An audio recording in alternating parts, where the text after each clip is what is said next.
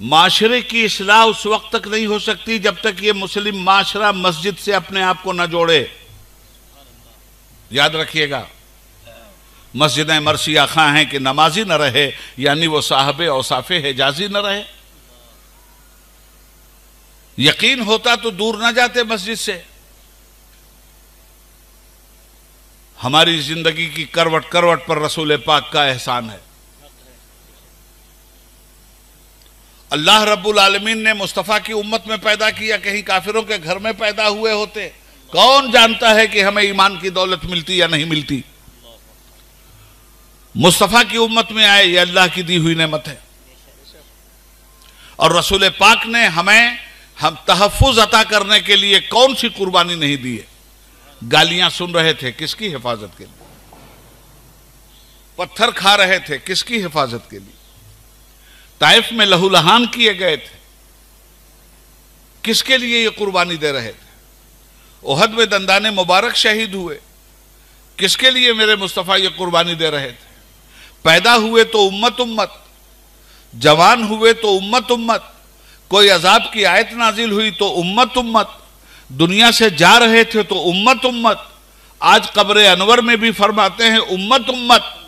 جب میری قوم، میری امت نیک اعمال کرتی ہے اور میرے فرشتے، اللہ کے فرشتے مجھے پہنچاتے ہیں تو میرا دل خوش ہوتا ہے، اور جب میری امت کی بدعمالیاں میرے سامنے پیش ہوتی ہیں تو میری آنکھیں خون کے آنسو روتی ہیں. میں مسلمانوں صرف ایک بات تم سے کہنا چاہتا ہوں، یہ بتاؤ مجھے کہ حضور سے زیادہ کسی کا احسان ہے ہم پر؟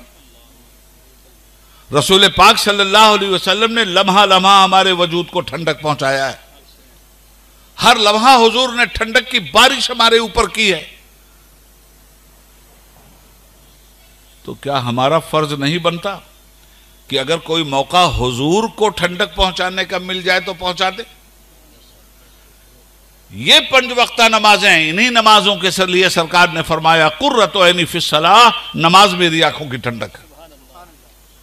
یہ 5 وقت اگر حضور سے سچی محبت ہے، اور قرآن کہتا ہے وَأَطِیعُوا الرَّسُولَ، رسول کی اطاعت کرو لعلکم ترحمون، تو 5 وقت کی نمازیں پڑھیے اور اپنے آقا کی آنکھوں کو ٹھنڈک پہنچائیے، اس لیے کہ نماز ہی میں ان کی آنکھوں کے لیے ٹھنڈک ہے.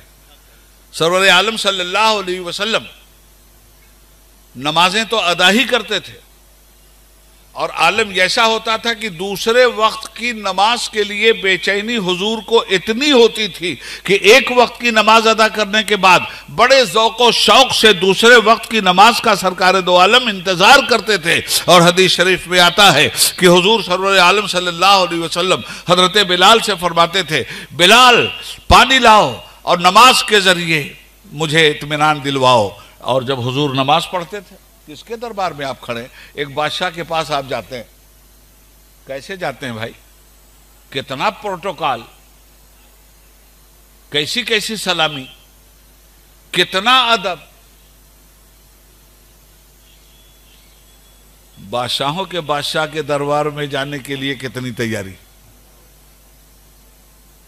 یہ مسجدیں یہ آپ کی پشت پناہ ہیں، یہ نمازیں یہی دنیا اور آخرت میں آپ کا دائمی سہارا ہیں. بھول گیا مسلمان اس کو؟